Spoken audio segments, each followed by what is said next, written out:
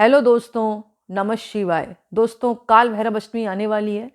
2023 में जो काल भैरव अष्टमी है वो 5 दिसंबर मंगलवार की पड़ रही है। आपको बहुत बहुत शुभकामनाएं और बधाई। दोस्तों, इस दिन प्रातःकाल स्नान करें, चौकी स्थापित करें और भगवान भैरवनाथ की तस्वीर आप रख के पूजा कर सकते हैं। अगर उनकी नहीं है तो आप जैसे कि इनका अवतार भगवान शिव का ये क्रोध का अवतार है, यानी भगवान शिव को जब क्रोध आया था उनके अंश से ये इनका जन्म हुआ था। तो भगवान शिव की भी आप रखकर पूजा कर सकते हैं और विधिवत चौकी स्थापित करके पूजा करें। उनको लाल गुलाब के फूलों की माला चढ़ाएं और इनको चमेली के फूल अति प्रिय हैं, चमेली के फूल भी आप चढ़ा सकते हैं। और 33 गुलाब की अगरबत्तियां भी इनके आगे लगा सकते हैं। नींबू की माला इनके ऊपर चढ़ाएं और पुए होते हैं ना, मीठे पुए गुड़ के, वो चढ़ाएं, चने चढ़ाएं। इनको प्रिय है, इमरती प्रिय है और काले उड़द की दाल के पकौड़े भी प्रिय हैं। और ये सब करने के बाद आप किसी कुत्ते को, काले कुत्ते को जरूर खिलाएं। अगर चितकबरा मिल जाता ना 2 कलर का, सफ़ेद और काला, उसको भी आप कुछ मीठा जरूर खिलाएं। इससे जो है भैरवनाथ बहुत प्रसन्न होते हैं और उनकी आरती करें।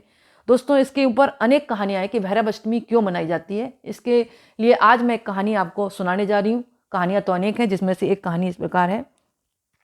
एक बार त्रिदेव यानी ब्रह्मा, विष्णु और महेश तीनों में एक कौन श्रेष्ठ है, इस बात पर लड़ाई होने लगी।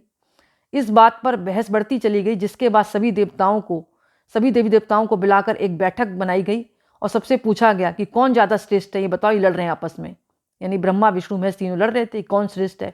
सभी ने विचार विमर्श कर इस बात का उत्तर दिया कि जिस बात का समर्थन शिव और विष्णु ने तो किया ही, लेकिन तब भी ब्रह्मा जी ने भगवान शिव को अपशब्द बोलने लगे, जिससे भगवान शिव को बहुत क्रोध आया और उनके शरीर से छाया के रूप में काल भैरव की उत्पत्ति हुई। मार्गशीर्ष माह की अष्टमी तिथि को ही काल भैरव की उत्पत्ति हुई थी। क्रोध से उत्पन्न काल भैरव जी ने अपने नाखून से ब्रह्मा जी का सिर काट दिया। इसके बाद ब्रह्म हत्या के पाप से मुक्ति पाने के लिए काल भैरव तीनों लोकों में घूमे, परंतु कहीं भी उन्हें शांति नहीं मिली। अंत में घूमते हुए वे काशी पहुंचे, जहां उन्होंने शांति प्राप्त की।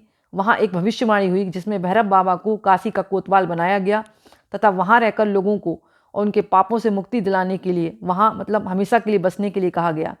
शिव पुराण के अनुसार मार्गशीर्ष मास के कृष्ण पक्ष की अष्टमी को दोपहर में भगवान शंकर के अंश से भैरवनाथ की उत्पत्ति हुई, इसलिए इस तिथि को काल भैरव अष्टमी या भैरव अष्टमी के नाम से जाना जाता है। पुराणों के अनुसार अंधकासुर दैत्य ने अपनी सीमाएं पार कर रहा था, यहाँ तक कि एक बार घमंड के चूर में होकर वह भगवान शिव के ऊपर हमला करने का दुस्साहस कर बैठा। तब उसके संहार के लिए भगवान शिव के खून से भैरव की उत्पत्ति हुई। दोस्तों, कहानियाँ तो अनेक हैं, लेकिन आपको पता है कि ब्रह्मा जी को भी कभी कोई गुस्सा आता, तो ब्रह्मा जी ने जब देखा कि भगवान शिव को सब श्रेष्ठ बता रहे हैं, तो मैंने कि बताया ना, उनको गुस्सा आ गया, वो अपशब्द बोलने लगे थे भगवान शिव को। तो भगवान शिव को भी गुस्सा आ गई। उस क्रोध का ये अवतार है, रुद्र का अवतार है, इसीलिए इनका जो रूप है वो सौम्य रूप नहीं बताया गया है। इनका रूप जो है थोड़ा सा गुस्सैल स्वभाव का बनाया गया है, क्योंकि इसीलिए इनका नाम काल भैरव रखा गया है। तो इनकी उत्पत्ति जन्म की कथा ही है। कहानियों के मत अनेक हैं, विचार अलग अलग हैं, जैसा लोगों को आया वैसे वैसे ऋषि मुनियों ने लिख दिया। तो दोस्तों, एक कहानी मैंने आपके साथ शेयर की है। तो आज का वीडियो मैं ही समाप्त करती हूँ। पसंद आए तो लाइक करें, दूसरों को भी शेयर करें और कमेंट्स में नमः शिवाय जरूर लिखें। बहुत बहुत धन्यवाद।